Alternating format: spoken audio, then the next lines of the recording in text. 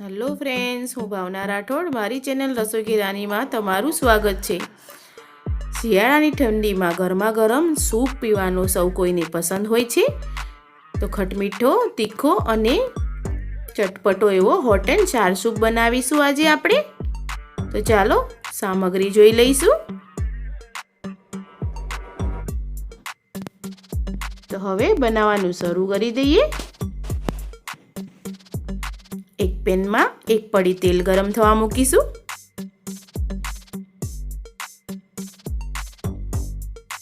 લીલું લસણ ને સાતડી લઈશું। લસણ એકદમ ઝીણું સમાર્યું છે।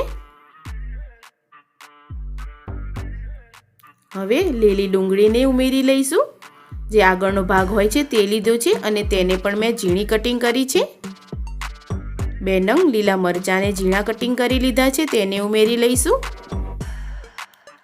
આદુનું ક્રશ કરી લીધું છે, તેને પણ ઉમેરી લઈશું અને મિક્સ કરી સારી રીતે સાતડી લઈશું।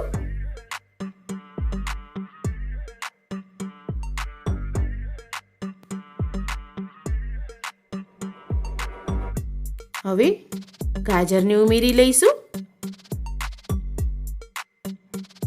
ઝીણી કટિંગ કરેલી કોબીજને પણ ઉમેરી લઈશું।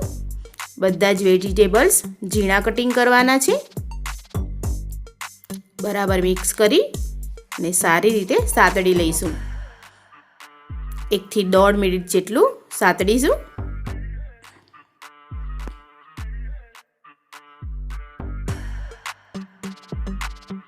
હવે 1 ચમચી સોયા સોસ ઉમેરી લઈશું। 1 ચમચી રેડ ચીલી સોસ ઉમેરી લઈશું અને બરાબર મિક્સ કરી લઈશું।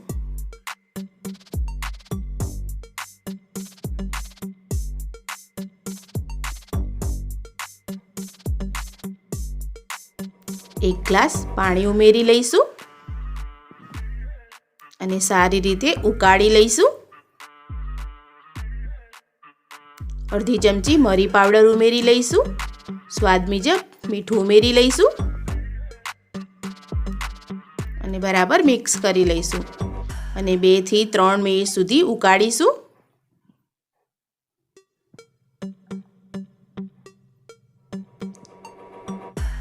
તો આપણો સૂપ ઉકળી ગયો છે।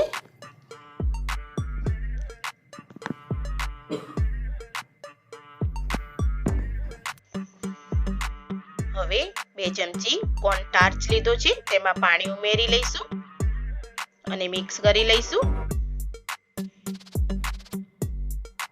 બરાબર મિક્સ કરી લઈશું।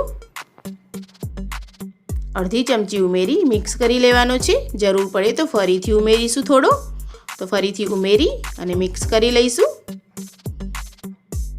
તો આપણો સૂપ થોડો જાડો પણ થઈ ગયો છે।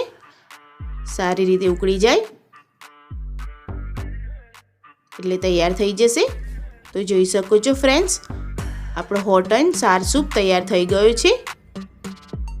તો છે ને એકદમ સહેલી રીત હોટ એન્ડ ચાર સૂપ બનાવવાની। તો આ રેસીપી તમે પણ બનાવો અને મને કોમેન્ટમાં કહેજો કે કેવી લાગી આ રેસીપી। જો તમને મારો વિડીયો ગમ્યો હોય તો મારા વિડીયોને લાઇક કરો, વધુમાં વધુ શેર કરો અને સબસ્ક્રાઈબ કરવાનું ભૂલશો નહીં। તો આજે બસ આટલું જ। હવે ફરી મળીશું એક નવી રેસીપી સાથે। Thank you.